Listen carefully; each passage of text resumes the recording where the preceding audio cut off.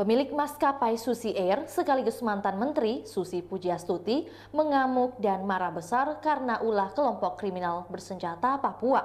Susi mengamuk lantaran pesawatnya dibakar KKB dan pilotnya masih disandera hingga kini.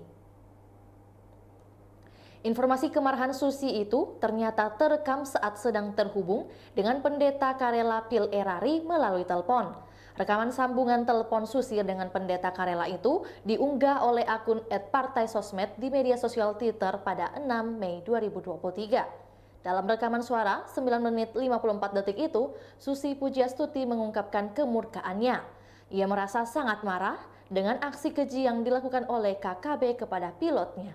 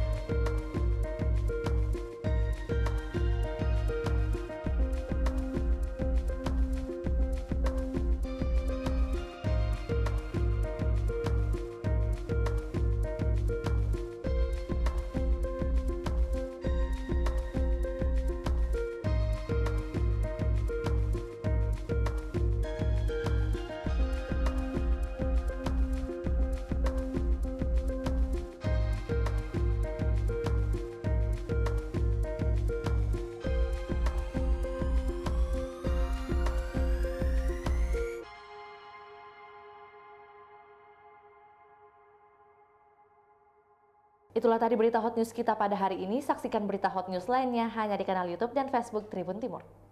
Terima kasih sudah nonton. Jangan lupa like, subscribe, dan share ya.